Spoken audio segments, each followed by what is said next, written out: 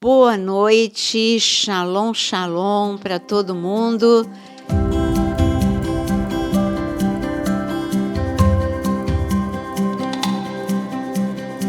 E eu queria dizer para vocês que é muito bom sempre estar aqui no podcast e receber vocês.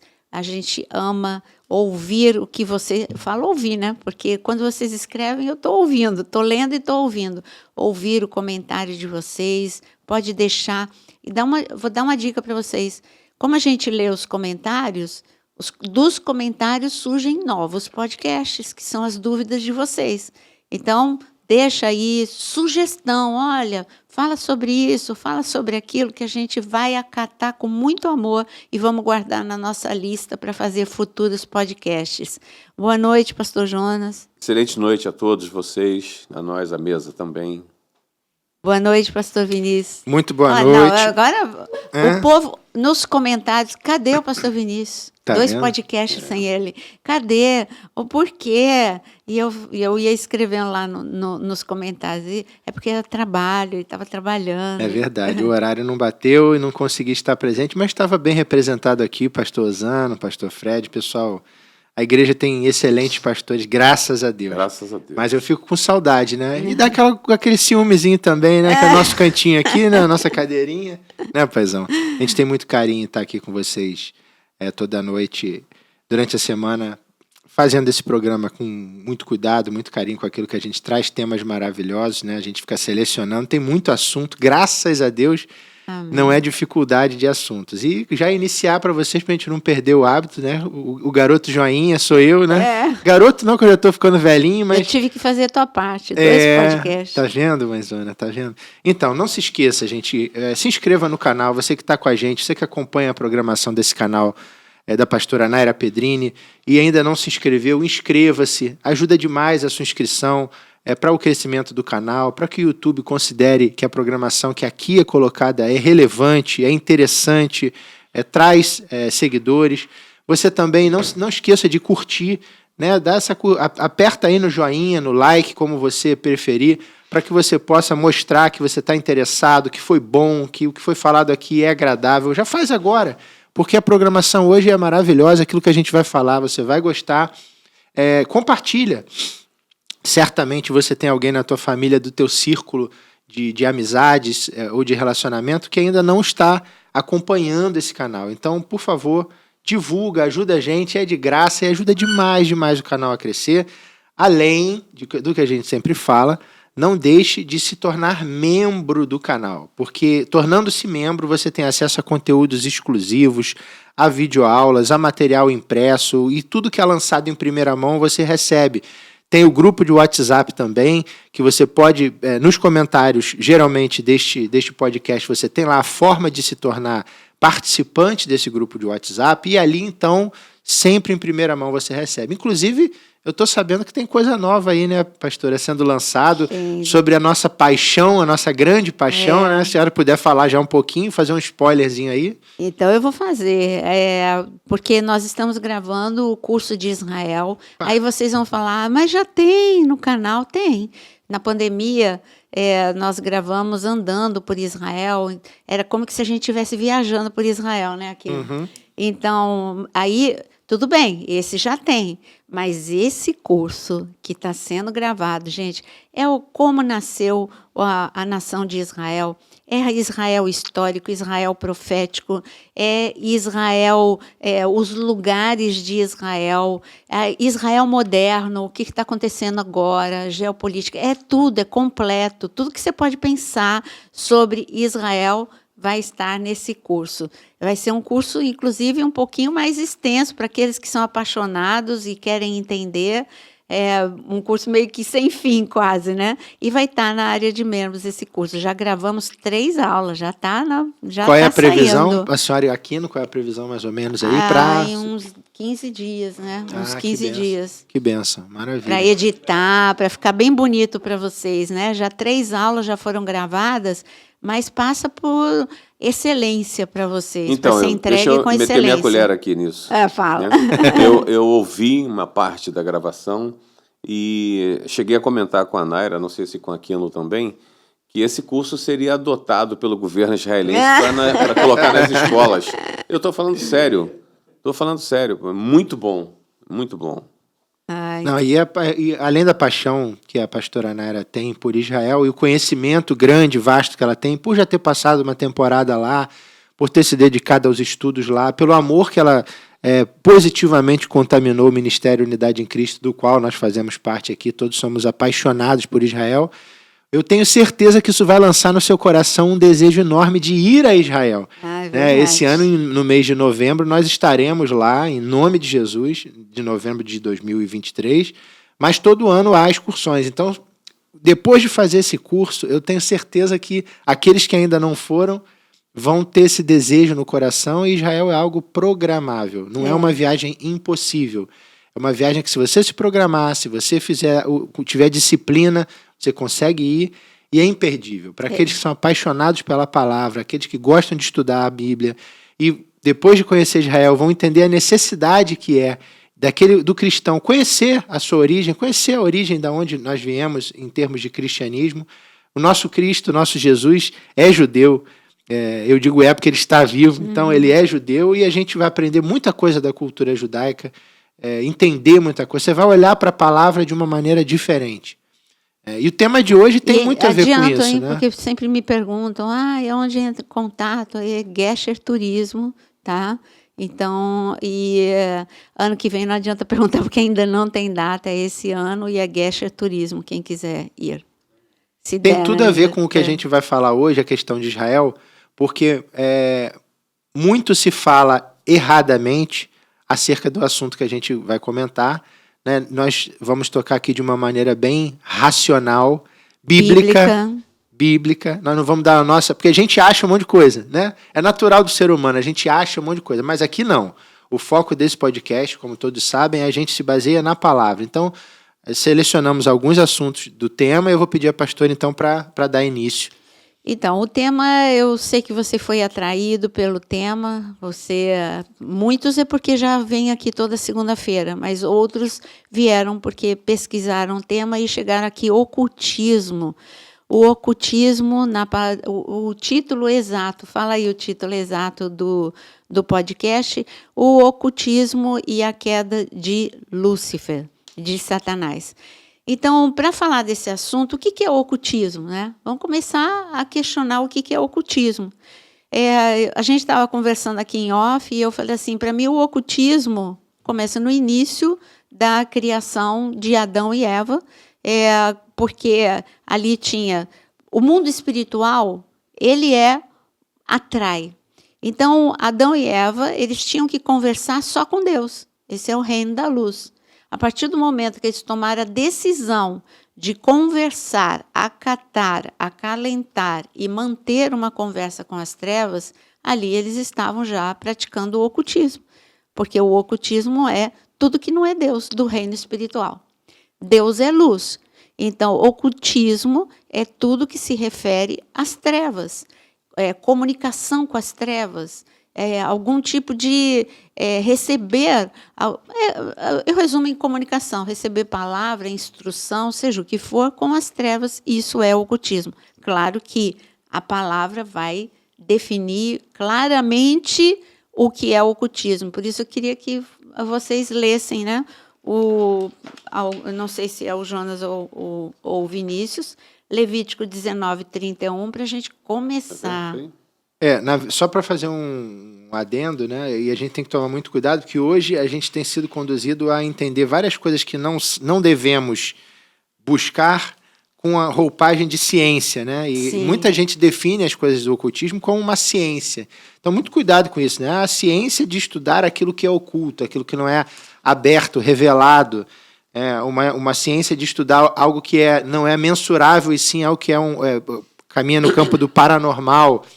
Mas isso, no fim das contas, né, no frigir dos ovos, assim, não é isso. Né? É exatamente o que a senhora colocou. É algo que te leva a mergulhar em um ambiente de trevas. Então, porque é escuro, é obscuro, é oculto, é escondido. Antes mesmo de você ler, já que você falou de algo que parece, né, até mesmo aos que são apaixonados pela palavra, por estudar a cultura judaica, existe uma área muito perigosa que eu vivo falando para você, foge disso, que é justamente a Kabbalah, que você não é a palavra. Aquilo é um esoterismo, um esoterismo judaico. E aí, cuidado, esoterismo Bom, a gente já fala sobre esoterismo. Vamos ler. Levítico 19:31. Isso. Não vos voltareis para os necromantes, nem para os adivinhos. Não os procureis para ser descontaminados por eles. Eu sou o Senhor, vosso Deus. E o outro texto que nós separamos, que é Deuteronômio 18, de 9 a 13. Um complementa o outro, os dois no Pentateuco, os dois Moisés, que recebeu da parte de Deus instrução. 9 a 13? Isso. Quando entrares na terra que o Senhor teu Deus te der, não aprenderás a fazer conforme as abominações daqueles povos. Não se achará entre ti quem faça passar pelo fogo o seu filho ou a sua filha, nem adivinhador, nem prognosticador, nem agoureiro, nem feiticeiro, nem encantador, nem necromante, nem mágico, nem quem consulte os mortos. Pois todo aquele que faz tal coisa é abominação ao Senhor, e por estas abominações o Senhor teu Deus os lança diante de ti. Está muito claro, né? Um texto mais resumido em Levítico. Você não pode fazer isso. Aí Deus vai e reforça. Toma cuidado, quando entrar na terra prometida, não pode, continua proibido, não é só enquanto vocês estão andando aí pelo deserto que é proibido sempre, é fora da terra prometida, é dentro da terra prometida. O meu povo é para falar comigo, não é para buscar em fonte errada. Essa foi a grande dificuldade de Deus em criar um povo, na cultura deles, né? Em criar uma cultura nesse povo de se adorar somente a Deus, né? E buscar somente a Deus. Porque Deus tem todo um aparato, todo um exército para te dar as respostas que você precisa. Né? A gente desconhece as buscas, como devemos buscar a Deus, e aí perdemos por isso. Aí temos a necessidade de procurar uma resposta imediata nesses pontos de contato. Então, na verdade, Deus teve um trabalho muito grande para poder criar uma nação onde Ele fosse adorado, onde Ele fosse o Deus daquele povo. O único, né? O único Deus. E até os dias de hoje, a humanidade se perde muito por essas buscas infundadas, né? Que eles vão obter uma resposta, mas não é a resposta verdadeira, não é a resposta que Deus tem para a vida dele. Eu acho. E é interessante aqui, a gente está falando de Pentateuco, né, pastora? E a gente tem aqui o Moisés escrevendo, e a gente tem uma situação que é um povo que passou aquele tempo todo no Egito, né? E o Egito é um berço do ocultismo, né?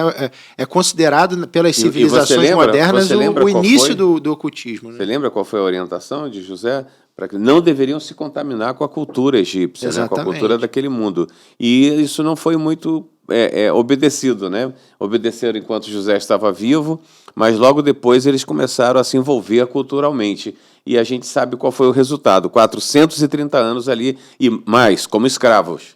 E eu imagino também que, assim como houve a ordem de Moisés para que eles deixassem para trás eles reclamavam de tudo, e dentre esse tudo até da alimentação. Eu imagino que isso também fosse algo que eles carregavam, né? Sim. Porque culturalmente isso fica entranhado no povo. Interessante, né? Qualquer semelhança com o que a gente está vivendo no mundo hoje é muito interessante, porque o desejo do pai do ocultismo, que é Satanás, é escravizar o ser humano. E hoje a gente está vivendo no mundo, não estou falando nem só de Brasil, no mundo,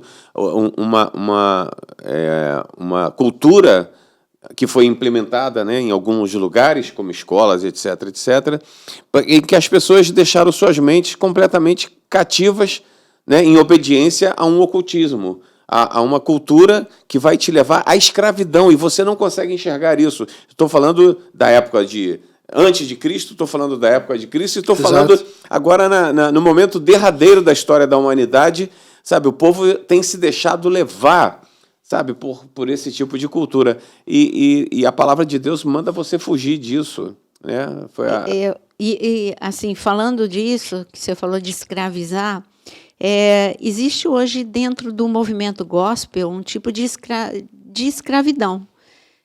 Porque a partir do momento que, mesmo que não seja consulta às trevas, mas você procura um pastor para adivinhar o teu CPF, e isso te traz algo bom, o que isso vai acrescentar na tua vida? Que coisa boa.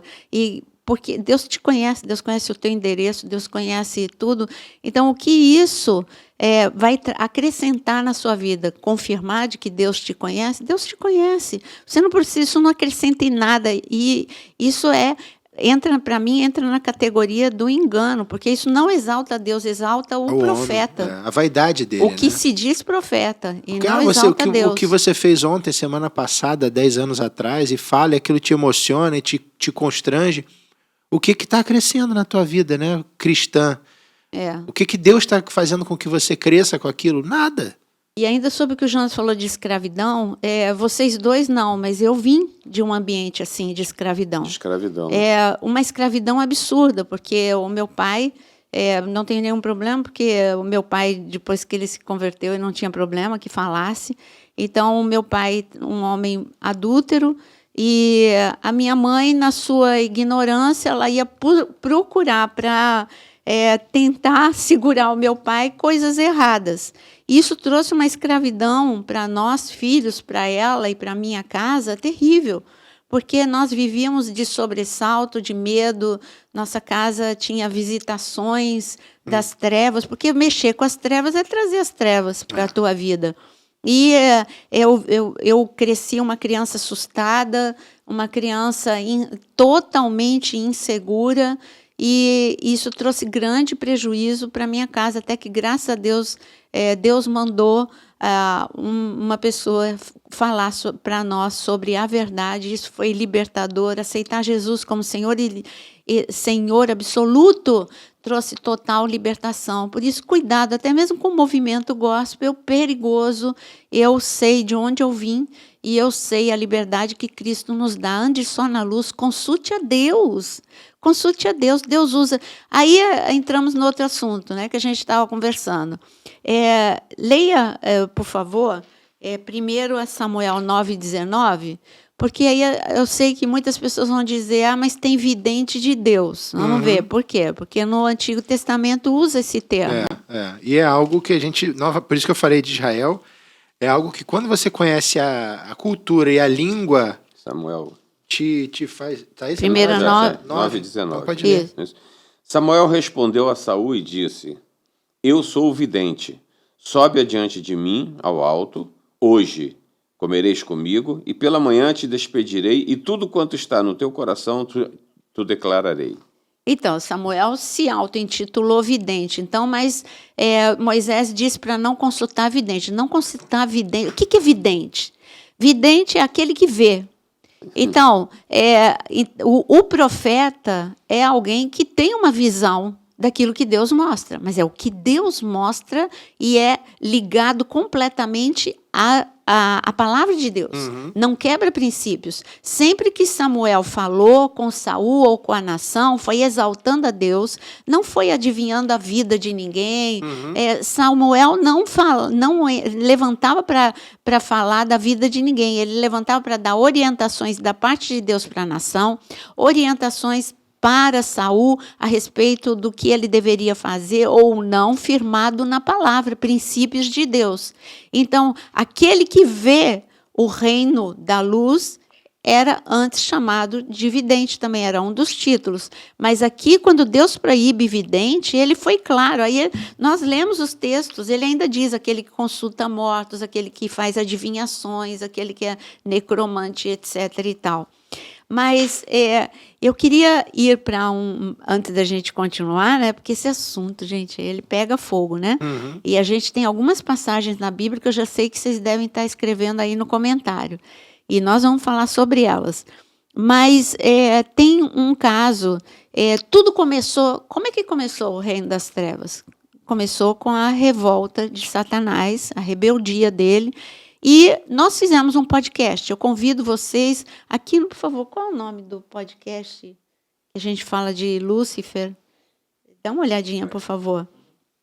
E então, nesse podcast, ao ler os comentários, eu fiquei chocada ao ver o quanto se gastou para comentar que Jonas, eu, Vinícius, usamos dois textos, Isaías 14 e Ezequiel 28, para falar da queda de Satanás, e que esse texto se refere só ao rei de Tiro. Correto, se refere ao rei de Tiro. No entanto, se refere também a Satanás. A Bíblia, se você olhar para a Bíblia, ela tem a parte histórica e a parte que fala para a geração que está ouvindo e a parte profética que fala para gerações futuras e para os mistérios da palavra. Aonde eu posso dizer que Isaías 14, Ezequiel 28 também fala de Satanás? Porque eu vou ler agora Apocalipse capítulo 12, podcast 74, fiquei abismada com o número de comentários tentando combater. Então eu vou, e em todos os comentários eu respondia: você já leu Apocalipse 12? Você já leu Apocalipse 12? Olha o que... como Satanás nunca caiu, aonde que fala de rebeldia, aonde que ele caiu. Então eu vou ler para você aonde que ele caiu, e é Jesus falando, Apocalipse é Jesus. Então então esquece, por enquanto esquece Ezequiel 28 e Isaías 14, e lê comigo Apocalipse 12, 7. Houve peleja no céu. Quem é que está falando isso para João? Jesus. Quem é que estava presente quando a peleja aconteceu? Jesus. Houve peleja no céu. Miguel e os seus anjos pelejaram contra o dragão. Então teve luta, teve rebeldia, sim. E aqui está escrito: também pelejaram o dragão e os seus anjos. Olha que grande guerra. Todavia não prevaleceram, nem mais se achou no céu o lugar deles. Se não teve lugar no céu, o que aconteceu? Está escrito no próximo versículo. E foi expulso o grande dragão, a antiga serpente, que se chama... Deus está deixando bem claro para aqueles que falam sobre Isaías 14, Ezequiel 28, tá? Que se chama Diabo e Satanás. Deu todos os nomes que... eu acho fantástico. Jesus é Jesus, né? A didática dragão, serpente, diabo e Satanás. O sedutor de todo mundo, que foi aonde? Atirado para a terra, e com ele os seus anjos. Aonde que não teve rebeldia? Então você rasga a Bíblia. Se você não acredita em Jesus falando, você acredita em teólogos que querem desmontar e dizer: não, é só para o rei de Tiro. Olha o que está escrito aqui. Então ouvi grande voz do céu proclamando: agora veio a salvação, o poder, o reino dos céus e a autoridade. E aí é tremendo, você vai ler 10 e 11 na sua casa, mas o 12 é o que eu quero que você leia. Por isso festejai aos céus e vós, o que neles habitais, ai da terra, e do mar, pois o diabo o quê? Desceu até vós, cheio de grande cólera, sabendo que pouco tempo lhe resta. Gente, mais claro, impossível, é Jesus falando. Aqui não tem rei de Tiro, aqui não tem nenhuma dúvida, aqui não tem nenhum teólogo. E quando eu falo de teólogo, não é pejorativo, não, eu sou teóloga. Então, eu estou falando que aqui não tem aquele tipo de teólogo que vive falando que está tudo errado, é só histórico, é só isso. Não, é Jesus falando, a revelação aqui está clara. É aqui que nasceu o ocultismo. Ele na terra, querendo enganar o homem e fazendo com que o homem beba de fonte errada. Se eu bebo da fonte da luz, eu estou falando com o meu Deus. Se eu bebo da fonte das trevas, eu estou bebendo da fonte do engano e eu vou andar em trevas. Só complementando o que a senhora falou, né? Porque dois aspectos importantes. Primeiro, se você olha, você pode olhar para a Bíblia como um documento simplesmente histórico, literal, e retirar dali conclusões e fazer uma interpretação até dentro da própria palavra, chegar a essas conclusões, que isso se aplicou aquele tempo, pronto e acabou. Mas se você olhar para a Bíblia iluminado pelo Espírito Santo, é totalmente diferente, e aí eu não estou falando do Espírito Santo que está em mim e o diferente do que está em você, não, é o mesmo Espírito. E aí você vai ler a palavra de uma maneira diferente. E aqui, algo importante de se ver é que, quando a gente cita textos de Isaías e de Ezequiel, e aí diz-se, com essa visão meramente literal de que, olha, não, isso se referiu historicamente a essa situação, tal. Mas aí você está tratando de dois textos da Antiga Aliança. quando você volta aqui, Apocalipse está falando de texto da Nova Aliança, ou seja, Novo Testamento, Jesus falando, e se ele está falando a João, é porque é algo importante que ele está, primeiro, ensinando, explicando e mostrando que, olha, é algo que está acontecendo ou que ainda vai acontecer. E aqui a gente não está falando de nada relacionado a Tiro, a Sidom, a coisa lá do passado. Então, e aos defensores desse texto, então você não pode ler as 7 igrejas de Apocalipse como um recado para você, porque se você olhar da parte histórica, foi um recado para as 7 igrejas da época, dali da Ásia, 7 igrejas da Ásia. Então esquece, não lê mais Apocalipse. Que é algo que já falamos aqui quando tratamos de preterismo, falamos que a gente é contra e tal, a gente respeita como respeitamos a todos, mas é algo que na nossa concepção é absurda. Porque é pegar isso tudo e dizer, é tudo já aconteceu, ou é alegoria ou já aconteceu. Então tudo. Vai para casa e acabou. Pô. Essa forma de ler a Bíblia, quando eu tinha 10 anos, eu sempre fui ávida leitora, desde pequena. E quando eu tinha 10 anos, eu passei por uma situação de quase morte com o meu irmão na represa de Guarapiranga, que quase nós nos afogamos, porque um redemoinho puxou a gente e nós fomos resgatados. Só que nós desobedecemos meu pai e minha mãe, a gente não era convertido, e o meu irmão mais velho me proibiu de contar o que tinha acontecido com a gente, e eu, uma criança de 10 anos, absorver o trauma de quase morte e não poder falar com os meus pais, gerou uma ansiedade e um pânico muito forte, e eu aliviava lendo a Bíblia. E eu não tinha Bíblia em casa. Eu peguei o que tinha e eram fascículos que a minha mãe comprava. Gente, eu sou dessa época, fascículo no jornaleiro, Conhecer. E tinha um outro que era da Bíblia. Então, eu comecei a devorar aqueles fascículos para administrar o meu pânico e a minha ansiedade, já que eu não podia falar com a minha mãe o que tinha acontecido com a gente, proibida completamente pelo meu irmão. E eu li da forma que o Vinícius está falando. Eu não li porque ninguém me instruiu, eu lia como um alívio, mas eu li como um livro histórico. Era como qualquer outro livro que eu tinha lido na minha vida. Eu li e li inteiro, todos os fascículos que tinham. Mas aquilo não me gerou conforto, porque não era uma palavra, era um livro. Era um livro e eram palavras. Mas, para mim, não entrou, não acalmou meu coração, porque eu nunca tinha recebido a palavra. E é claro que, depois de tanto ler, é lógico que aí Deus, na sua grande misericórdia, começou a me trazer alívio até que eu viesse a conhecer a verdade. Então, você pode ler como simplesmente um livro. Se pessoas quiserem ler a Bíblia dessa forma, isso já aconteceu, foi para o rei de Tiro. As igrejas de Apocalipse já aconteceu, porque as igrejas da época de João só. Então, leia dessa forma. Tudo que está nos evangelhos já aconteceu, porque foi tudo para a igreja primitiva. Tudo que está no livro de Atos já aconteceu, porque é a igreja primitiva. Então, qual o sentido de você ler a Bíblia, né? Então, leia a parte profética da Bíblia. É isso que eu queria dizer para vocês. Mas vamos continuar com o nosso assunto, ocultismo. Eu acho que diante dessa diversidade de religiões hoje no mundo, eu me lembro quando na década de 70, por ali, mais ou menos, era computado 1.200, 1.500 religiões no mundo. Hoje nós temos entre 40 mil e 60 mil religiões no mundo. Ou seitas, né? Ou seitas, né? É óbvio que muitas surgem e desaparecem, né? Mas são essas 40 mil formas de você ser induzido a buscar o resultado daquilo que você busca, né? E cada dia fica mais difícil você mostrar a palavra como sendo a luz de Deus para a nossa vida, porque as ofertas são muitas e variadas. Então, é necessário que você que hoje está nos ouvindo tenha um encontro com Cristo, tenha o seu encontro com Deus. É a única maneira de você não ser enganado hoje, porque o engano está generalizado. A gente chama de engano aquilo que é muito parecido com a verdade, né?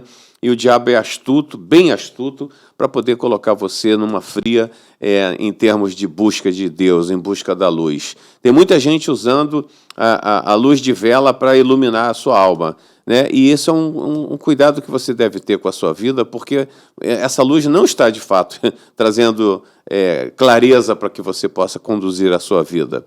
E vamos continuar falando do assunto, porque está começando a ficar interessante. Então, e quando você fala de buscar, Jesus disse que Ele é o caminho, a verdade e a vida. Exatamente. E o que é o caminho? É a palavra. Jesus é a palavra. E Então, não luz. pode sair daqui.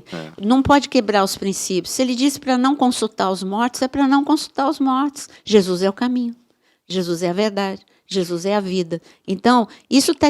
mas só está escrito no Antigo Testamento. Então, vamos para o Novo Testamento. Vamos com Paulo entrando em Éfeso. O que aconteceu quando Paulo entrou em Éfeso e foi levar o caminho, a verdade e a vida?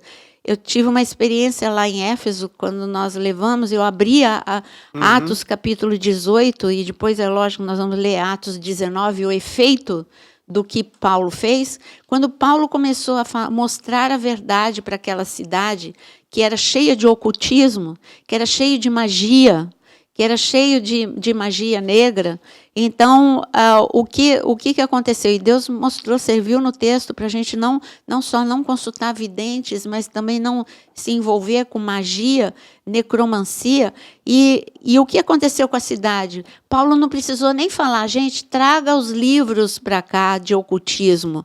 Aquelas pessoas, diante da verdade, elas entenderam que o que elas estavam fazendo era engano, era prisão. Então, elas, de livre e espontânea vontade, eu não vi em nenhum momento Paulo dizendo, tragam para cá. Mas elas levaram, movidas por um arrependimento, movidas por um entendimento da palavra, levaram uma literatura caríssima, porque a palavra diz o montante de dinheiro que foi, e ali teve uma queima de livros digamos, de magia, de esoterismo, de ocultismo geral. Você pode ler, ou Jonas ou o Vinícius, Atos 19, peraí. Atos 19, primeiro tinha Atos 8 aqui, para a gente ler, tá? Atos 19... Opa. Eu leio Atos 8, você lê. Mas é que a gente está falando desse texto aqui de... Bom, eu já falei, mas vou abrir aqui. Atos 19, quando fala da queima de todos os... Só um minuto, gente. Porque eu lembrei... 19? Aqui. Isso. Ok, o Paulo 19, está 19. em Éfeso, Atos 19, está vendo? Uhum. Aí ele prega... E, de repente... 19. Isso. Olha o que acontece no versículo... Você precisa ler a história toda, desde o início, tá? verdade. Leia desde o versículo 1, como que Paulo entrou em Éfeso, o que ele falou, como ele ensinou, Deus agiu através de Paulo. Olha no versículo 11. E Deus, pelas mãos de Paulo, fazia milagres extraordinários, as enfermidades fugiam das suas vítimas. Versículo 12. O que eles viram que impactou? Os espíritos malignos se retiravam quando Paulo falou a verdade, a Bíblia. Então, o que eles viram? Peraí, tem mais autoridade o que Paulo está falando do que quem a gente serve. Porque quem a gente serve bateu em retirada diante do poder que está em Paulo. Só que ainda assim eles não entenderam, né? Aqui eles ainda começaram a invocar em nome do Paulo, né? Aí tem a experiência de Seva. Seva vai lá, né? Aqui está escrito no versículo 14. Os 7 filhos de Seva, um judeu. Aí, olha o perigo. Porque a gente está em Éfeso, tá? Éfeso, tudo bem que é pessoas como eu era, que não conhecia a verdade. Mas esse judeu, ele conhecia a verdade. Ele conhecia a palavra. Mas ele se encantou com poder. Cuidado, hein? Quando você se encanta com poder, se encantou com poder e ele queria aquilo que ele viu Paulo fazendo, foi tentar expulsar, não tinha intimidade com Deus, não tinha a palavra dentro dele, ele tinha orgulho, ele tinha ganância dentro dele, e o que aconteceu? Os demônios feriram seus filhos e envergonharam, mas o que eu quero ler é o que está escrito no versículo 18, começando. Muitos dos que creram vieram confessando as pessoas de forma espontânea e denunciando publicamente as suas próprias obras. Eles começaram a falar, olha, eu estou consultando Arrependimento. mortos, eu estou invocando demônios, eu estou fazendo magia contra o meu irmão, enfim, estou envolvido, né? Estou usando apetrechos. Quando você usa coisas para trazer uma boa influência na tua casa, você está renunciando à glória de Deus. Uma pedra vai trazer boas coisas para a tua casa? Quem criou a pedra? Um cheiro vai trazer boas coisas para a tua casa? Quem que é o Deus que criou o olfato, o cheiro e todas as coisas? Então, aqui está dizendo, no versículo 19, também muitos dos que haviam praticado artes mágicas, reunindo seus livros, os queimaram diante de todos. Calculados seus preços, achou-se que montavam a 50 mil denários. Gente, isso é muito dinheiro, E as pessoas estavam um pouco ligando para o dinheiro que elas estavam, teoricamente, perdendo. Elas queriam ganhar vida e vida eterna. Então, cuidado. A gente vê aqui 2 grupos. Judeu que conhecia a palavra, mas estava enganado, querendo usar para atrair glória para ele mesmo, que é isso que eu digo, cuidado com aquilo que parece a verdade, cuidado com profecia. Se você lê Jeremias, Deus fala, cuidado com a palha, porque a palha não tem nada a ver com o trigo. Tem profeta que fala segundo o seu próprio coração, são profecias que saem daquilo que é para agradar o teu coração. Agora eu sei que eu estou pegando no pé de muita gente. Quando Deus quer falar com você, ele não divide a glória com ninguém, não, tá? E ele não quer profeta adivinhando a tua vida. Ele vai usar da forma correta. Então, esse é um dos textos que eu queria ler com vocês, mas nós temos mais textos para mostrar. Atos 8, né? Atos 8. Atos 8, versículo 9, diz, ora, havia certo homem chamado Simão que ali praticava mágica, iludindo o povo de Samaria, insinuando ser ele grande vulto, ao qual todos davam ouvidos, do menor ao maior, dizendo, este homem é o poder de Deus, chamado grande poder. Aderiram a ele porque havia muito os iludira com mágicas. Olha as palavras que está escrito aí, que você leu. Iludir, enganar, mágica. Ele era grande vulto, não era Deus que é o grande eu sou. A glória era para ele. Então, aí já está você está identificando. Quem é um homem de Deus ou uma mulher de Deus é como João Batista. É uma pessoa que não procura glória para ele. João Batista fugiu da glória. João Batista podia ter a glória lá em Jerusalém. Mas ele era por linhagem, ele tinha o direito de ser sacerdote. E ele não quis o glamour, ele queria entregar a palavra pura para as pessoas. Então, Jesus mesmo disse, o que vocês saíram para ver?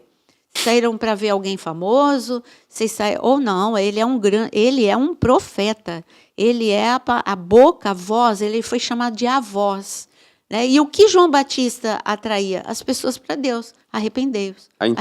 Interessante o desfecho, né? Quando, porém, deram crédito a Filipe, porque Filipe estava evangelizando, que os evangelizava a respeito do reino de Deus e do nome de Jesus Cristo, iam sendo batizados. Assim abraçou a fé.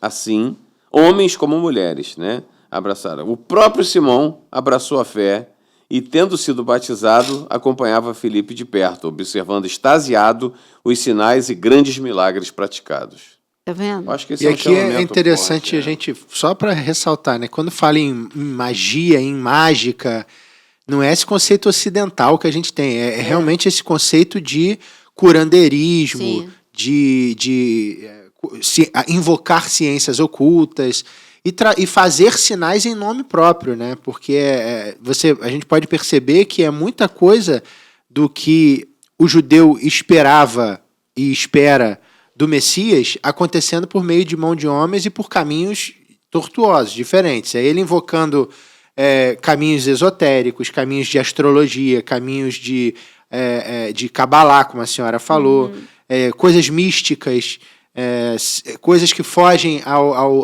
àquilo que a tradição oral já apregoava dentro da palavra e dentro dos mandamentos do livro de Moisés. Então, é ele utilizando caminhos diferentes E aí ele genericamente chama de magia, né? Como um mago. Eu vou dar um exemplo que eu acho que nada como um exemplo pessoal, né?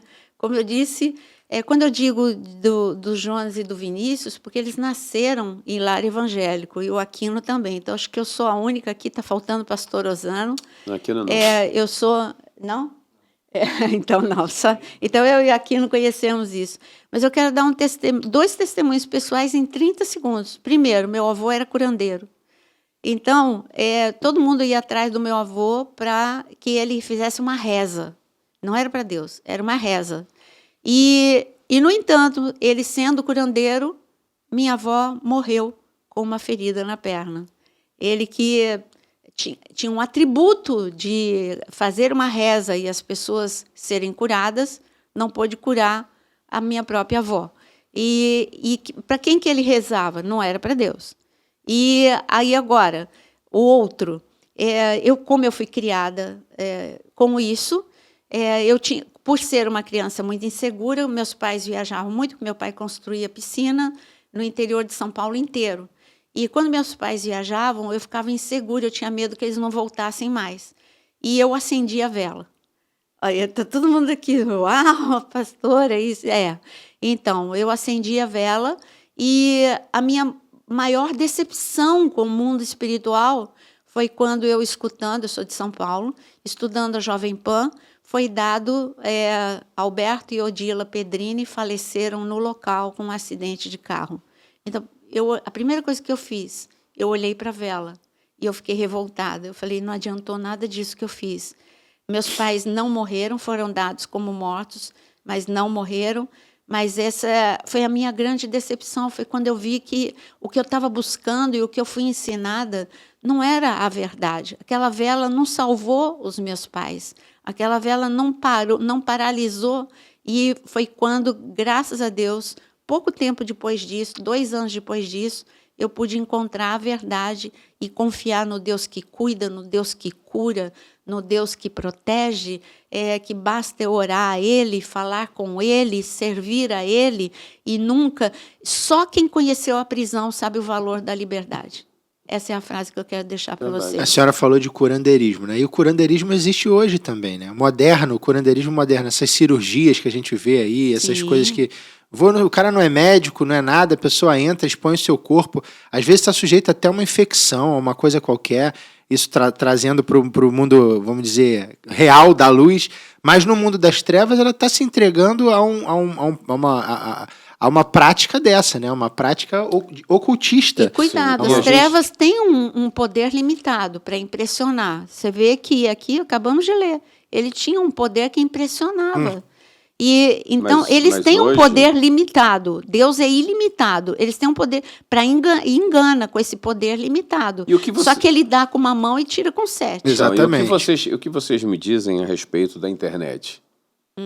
Porque hoje o ocultismo está na internet. Ah, tá. Mas tem todo entendeu? meio, E está alcançando uma quantidade absurda de pessoas jovens, principalmente. E eu chamo a atenção aqui nesse momento sobre essa questão do ocultismo na internet com seus filhos. Exatamente. Você não sabe, mas eles podem estar participando dessas práticas. E crianças, né? Inclusive, vamos falar sobre isso, né? Só sobre eu crianças acho que é um alerta importante a ser trazido aí para todos. Com certeza. Então, quando a gente fala... Agora, vamos para... Eu deixei por último o mais quente, hein? Aí já deve estar aí nos comentários. Vocês não vão falar de Saul e da necromante? Vocês não vão falar? Vamos sim. Então vamos ler o texto? Vamos ler. É longo, né? Se a gente for ler... Só o pedacinho que ele já está lá, Saul já está na casa. Saul, vocês sabem que foi um declínio espiritual na vida de Saul, muito forte, de um homem que recebeu da parte de Deus, o Espírito de Deus, a ponto de estar escrito que ele se transformou em um outro homem, né? Então, quando ele foi ungido por Samuel, ele dançou com os profetas, ele profetizou. Olha que declínio de ser cheio do Espírito naquele momento para consultar magia, consultar vidente. Então, é neste momento de declínio absurdo que nós vamos encontrar Saul. Só para a gente contextualizar, 1 Samuel 28, eu vou pulando alguns textos, tá? O verso 3, já Samuel era morto, e todo Israel tinha chorado, e o tinha sepultado em Ramá, que era a sua cidade. Saul havia desterrado os médiuns e os adivinhos, ou seja, estava proibido. Ele já tinha proibido, como rei. Então, consulta Saul o Senhor, porém esse não lhe responde, nem por sonhos, nem por urim, nem por profetas. Então Saul procura seus servos e pergunta: apontai-me uma mulher que seja médium, para que me encontre com ela e a consulte. Disseram-lhe os seus servos: há uma mulher em Endor que é médium. Aí Saul se disfarça e tal, vai até lá e pergunta à mulher: peço-te que me adivinhes pela necromancia e me faças subir aquele que eu te disser.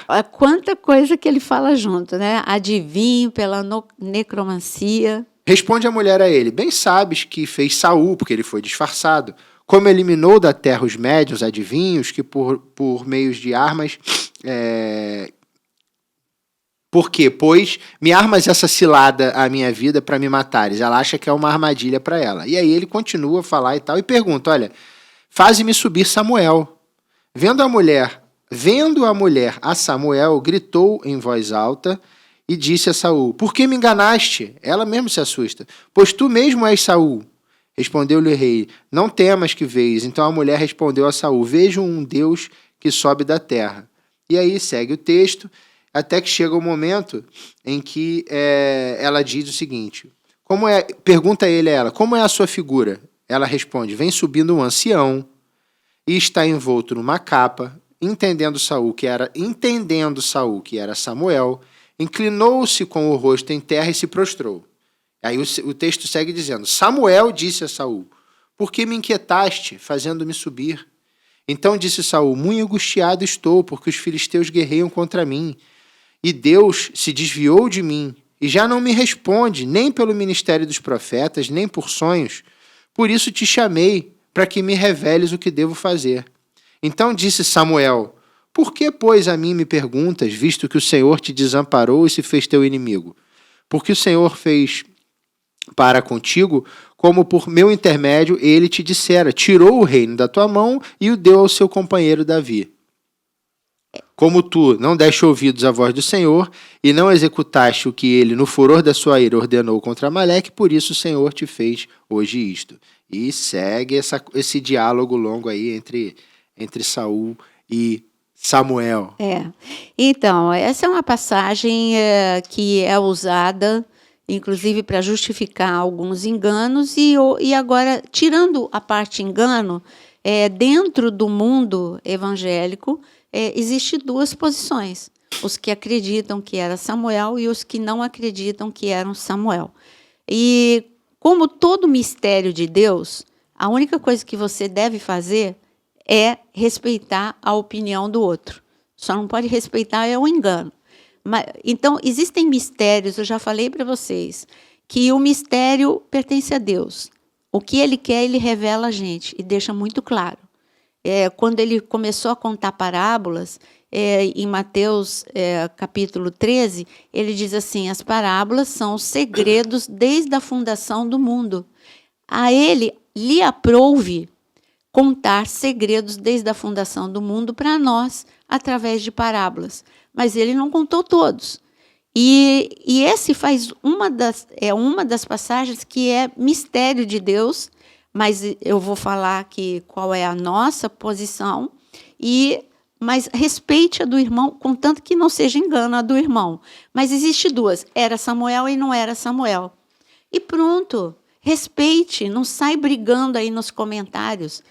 A nossa opinião e eu digo que os mistérios Jesus vai revelar, tem a eternidade para revelar para a gente lá, quando nós estivermos com ele. Mas, para nós, a mesa aqui entende o seguinte, que olha as passagens que, inclusive, o Vinícius orando, ele até deu uma ênfase. Samuel entendeu. Saul entendeu que era Samuel. Não está escrito assim, e era Samuel. Saul entendeu. Por quê? Por causa do tipo de roupa.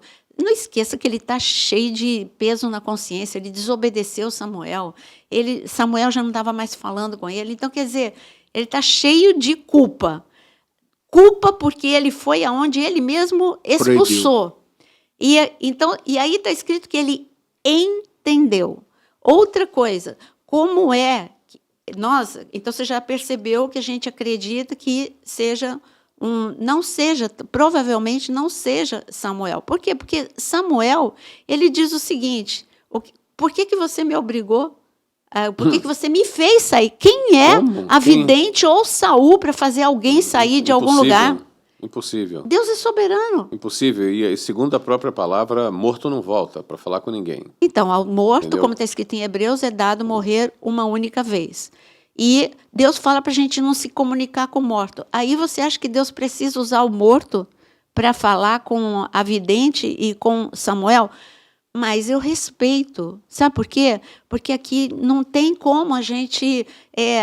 uma passagem de mistério, mas é uma passagem isolada. Você não pode criar uma doutrina em cima de uma passagem isolada que ainda tem mistério envolto nela. Você precisa de 2 ou 3 lugares para afirmar uma teoria, uma doutrina, melhor dizendo. Tem algumas coisas que é importante, na minha visão, pontuar aqui. Primeiro, que você percebe que a vidente fica assustada.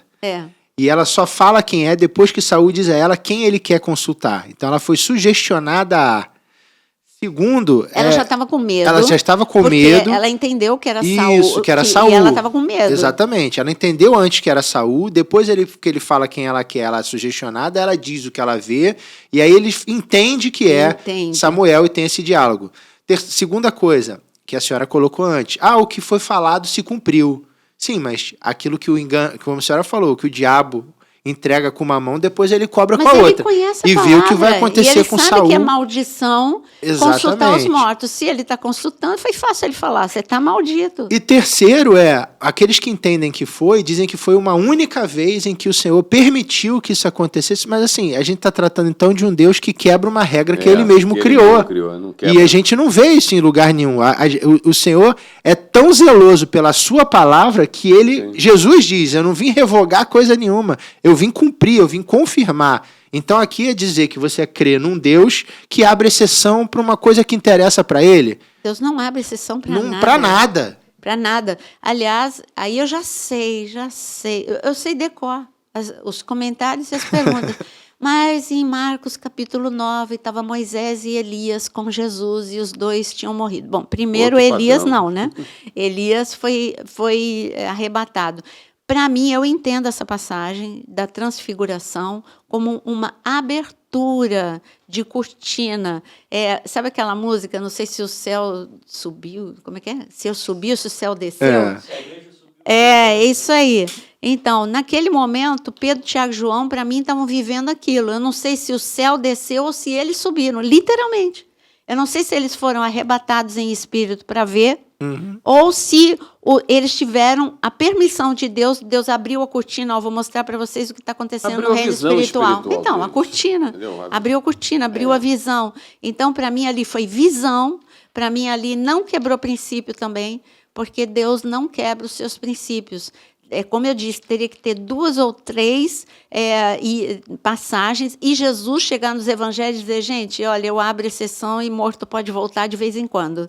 Não. Então, nós não fomos ensinados assim e nós temos que entender que essas 2 passagens são mistério de Deus e não firmam uma doutrina. Não firma, não, morto pode voltar de vez em quando. Não pode voltar nunca. A gente vê Jesus contando na parábola de Lázaro e o rico, ali a gente vê claro de que Deus falou, não pode, que eles ouçam os vivos. Eu já lhe dei Moisés e os profetas e não ouviram, por que vão ouvir você voltando agora? Não, morto não vai voltar para dar recado, então que ouçam os vivos, quando o rico pediu para que alguém fosse avisar os seus irmãos de que o céu existe e que o inferno existe. Aliás, esse é outro assunto que a gente vai fazer um podcast, hein? Inferno existe, porque eu estou vendo tanta gente falar tanta coisa. É verdade. Vamos fazer sobre esse, né? O fogo eterno existe? ou Jesus ele só falou em figura de linguagem. Vamos fazer, ó, já tem 2 sugestões aí, falar de crianças e falar do inferno. E é isso.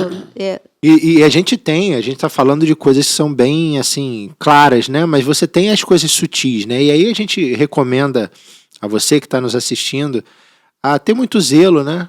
Naquilo que você segue, naquilo que você pratica, nos enganos sutis, coisas que são modinha. Né? Às vezes você leva para dentro da sua casa, eu estava comentando aqui com a pastora, dentro do meu prédio tem lá um espaço zen, não sei o quê. Cuidado com o que tem ali, cuidado com o que você talvez esteja embarcando, né? A meditação, falamos assim, a meditação na palavra é bíblico. Né? Há uma recomendação. Mas o que é meditar na palavra? Mas o que é meditar? Né? Então a pastora, a gente estava até antes aqui nos bastidores conversando sobre isso. O mundo funde, o inimigo ele tenta usar sutilezas. A gente fala do engano. O engano é algo que parece perfeito, não é algo que vem com um sinal luminoso vermelho piscando. Cuidado, cuidado. Não, ele vem sutil, ele vem na forma de algo que vem para te relaxar, algo que vem para te descansar a mente, algo que vem para te trazer saúde ao teu corpo. Mas quando você vê, você está praticando, está trazendo para dentro da sua casa, está permitindo que entre na sua mente ou no seu corpo um esvaziamento daquilo que tem que estar cheio, que é do Espírito Santo, que é da palavra do Senhor, que é de Jesus Cristo, para que permita que essas coisas entrem. O meditar na palavra, a gente estava conversando aqui antes de começar o podcast, quando ele fala para Josué meditar de dia e de noite, o que ele estava mandando? Josué encher a mente dele com a palavra de Deus, com as promessas. Ele não estava falando para Josué ficar com a mente vazia, porque aquele ditado popular é totalmente real. Oficina vazia, casa mente vazia, mente né? vazia, oficina vazia, oficina do diabo. Então a meditação ensinada por esoterismo e etc. e tal, é a meditação de esvaziar a mente. Agora, a meditação que Deus manda é encher a mente com a palavra. Eu queria ler Josué 1:8, porque Sim. eu assim, tenho conhecimento ao longo da minha vida de muitas pessoas, inclusive empresários, que buscam a adivinhação para prosperar. Né? Então, está escrito o seguinte, Josué 1:8. Não se aparte da tua boca o livro desta lei, ou seja, a palavra de Deus. Antes medita nele dia e noite, para que tenhas cuidado de fazer conforme tudo quanto nele está escrito. Então farás prosperar o teu caminho e serás bem-sucedido. Quem não quer ser bem-sucedido? Quem não gostaria de prosperar? Né? Pois o segredo está aqui, olha, não tem que entrar em adivinhação. É como a Nara disse, encher a tua mente com as leis do Senhor, com a palavra do Senhor. E tudo te irá bem, muito bem. Foi um prazer imenso a gente estar aqui hoje, né? Foi tão rápido, né? O assunto é muito vasto, né? A gente falou 10%, né? Você tem aí numerologia, você tem uma série de outras questões que o pessoal pergunta muito. E deixa aí no comentário. A gente entende o desespero, né? O desespero das pessoas é grande, realmente. Nos últimos dias as pessoas estão mais ainda ávidas por respostas, né? Sim. E com falsos movimentos, até mesmo dentro da igreja. Então, cuidado, Mas você ia tá? falar alguma coisa sobre... Deixa aí o seu like, alguma coisa. A gente finalizando, faltou, né? A pastora faltou. finalizando o assunto, né? Que a gente sempre coloca. Então, você que acompanhou... Não, eu digo, deixa no seu comentário, né? Se você tem algum tema relacionado a isso que você quer que a gente desenvolva mais, na medida do possível, porque o assunto ocultismo, infelizmente, como o pastor Jonas falou, em relação à quantidade de religiões e seitas que hoje existem e a sede que as pessoas têm por respostas e buscando beber de fontes erradas, por isso que a gente fala, beba da fonte certa, se inscreva no canal, ajuda a gente aí, o canal Naira Pedrini, se você não se inscreveu até agora, se inscreva, dá o seu like aí, dá o seu joinha, compartilha essa programação com aquele irmão que você sabe que está indo por um caminho perigoso, para que ele possa já receber esse alerta e deixe o Espírito Santo trabalhar no coração dele. E se você quer mergulhar mais fundo, se torne membro do canal. Falamos aqui sobre novos cursos que estão sendo lançados, o curso sobre Israel que está aí saindo quentinho daqui a pouquinho. E tem muito material interessante. Aquilo que vocês colocam nos comentários, na medida do possível, a pastora transforma ou num vídeo temático ou num podcast, mas tenha certeza, tudo que é colocado ali é visto, é lido, é respondido, porque ela tem um carinho enorme com cada um de vocês que perdem e dedicam o seu tempo nos acompanhando, fazendo a leitura e fazendo o dever de casa. Citamos aqui vários textos. Leia com calma, medite na palavra, leia a fundo, vá mais fundo, porque você vai crescer e vai ganhar muito com isso. Então, tem um detalhe importante. Com relação a esse curso que a Naira está preparando, eu quero, assim, desafiar você a se apaixonar por Israel. Porque se você ama Deus e não ama Israel, tem alguma coisa que não está bem. É verdade. Né? Porque Israel é a própria mão de Deus, fabricando ali todos os princípios, todas as leis, e a palavra, e as profecias, e as revelações, etc. Tudo a respeito do céu. Então, você precisa conhecer Israel. E vai ser a melhor maneira de você chegar nesse ponto, você entendendo, pegando esse curso que a Naira está preparando junto com toda a equipe, né? De mais de 1.000 pessoas. Exato. Amém. Então, até a próxima e que Deus abençoe a todos. Deus abençoe. Amém. Deus te abençoe.